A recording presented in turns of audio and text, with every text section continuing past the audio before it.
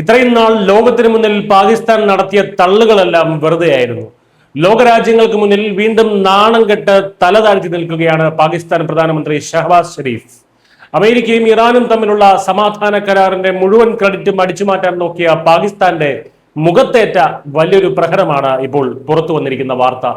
June 19 സ്വിറ്റ്സർലാൻഡിൽ വെച്ച് താൻ നേരിട്ട് അമേരിക്കൻ പ്രസിഡന്റിനെയും ഇറാൻ പ്രസിഡന്റിനെയും പങ്കെടുപ്പിച്ച് ഒപ്പിടൽ ചടങ്ങ് നടത്തുമെന്ന പാകിസ്ഥാന്റെ അവകാശവാദമാണ് ഇറാൻ പരസ്യമായി പൊളിച്ചടുക്കി കയ്യിൽ കൊടുത്തത്. നാണക്കേട് സഹിക്കാൻ വയ്യാതെ ഒടുവിൽ സ്വന്തം എക്സ് അക്കൗണ്ടിൽ നിന്ന് ആ പോസ്റ്റ് തന്നെ ഷഹബാസ് ഷെരീഫിന് മുക്കേണ്ടി വന്നു. സാമ്പത്തിക തകർച്ചയും പട്ടിണിയും മൂലം IMFന്റെയും ലോകബാങ്കിന്റെയും മുന്നിൽ കൈനീട്ടി നിൽക്കുന്ന പാകിസ്ഥാന് ലോകത്തിന് മുന്നിൽ ആളാകാൻ കിട്ടിയ ഒരേ ഒരു അവസരമായിരുന്നു ഈ സമാധാന കരാർ. താനാണ് ഈ കരാറിന്റെ പ്രധാന ബുദ്ധി കേന്ദ്രമെന്ന് ഷഹബാസ് ഷെരീഫ് കഴിഞ്ഞ കുറച്ച് ദിവസങ്ങളായി, ആഴ്ചകളായി ലോകത്തോട് വിളിച്ചു പറയുകയായിരുന്നു. എന്നാൽ പാകിസ്ഥാന്റെ ഈ നാടകം അധികം നാൾ നീണ്ടു നിന്നില്ല. ഇറാൻ വിദേശകാര്യ വക്താവ് ഇസ്മായിൽ ബഖായി വളരെ വ്യക്തമായി തന്നെ പറഞ്ഞു, യാതൊരുവിധ ചടങ്ങുകളും സ്വിറ്റ്സർലാൻഡിൽ നടക്കുന്നില്ല. ഇരു രാജ്യങ്ങളുടെയും പ്രസിഡന്റുമാർ ഡിജിറ്റലായാണ് ധാരണാപത്രത്തിൽ ഒപ്പുവെച്ചത്. അതായത് സ്വന്തം നാട്ടിലെ ജനങ്ങളെ പറ്റിക്കാൻ വേണ്ടി പാകിസ്ഥാൻ സർക്കാർ മെനഞ്ഞെടുത്ത ഒരു കള്ളക്കറിയായിരുന്നു ആ സ്വിറ്റ്സർലാൻഡ് ചടങ്ങ് എന്ന് ഇറാൻ തന്നെ ഇപ്പോൾ ലോകത്തോട് വിളിച്ചു പറഞ്ഞിരിക്കുകയാണ്. ഈ സംഭവത്തോടെ പാകിസ്ഥാൻ എന്ന രാജ്യത്തിന് ലോക ഭൂപടത്തിലുള്ള വില എന്താണെന്ന് കൃത്യമായി വ്യക്തമായിരിക്കുകയാണ്.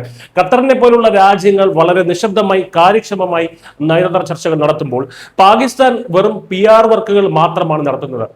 അതീവ രഹസ്യമായി സൂക്ഷിക്കേണ്ട ഇത്തരം കരാറുകൾ പാകിസ്ഥാനെ പോലൊരു രാജ്യത്തെ ഏൽപ്പിച്ചാൽ അത് ലോകം മുഴുവൻ പാട്ടാകുമെന്ന് ഇറാന് നന്നായി അറിയാം.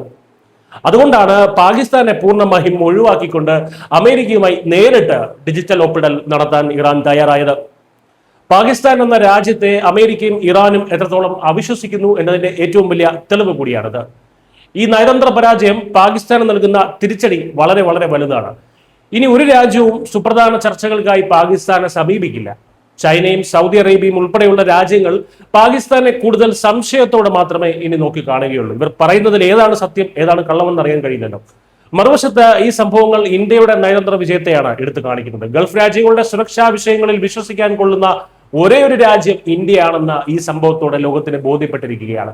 സ്വന്തം നാട്ടിലെ പ്രശ്നങ്ങൾ മറച്ചുവെക്കാൻ പാകിസ്ഥാൻ നടത്തിയ ഈ ഒരു നാടകം ഒടുവിൽ അവർക്ക് തന്നെ വിനയായി മാറിയിരിക്കുന്നു, നാണക്കേടായി മാറിയിരിക്കുന്നു. News desk Kerala.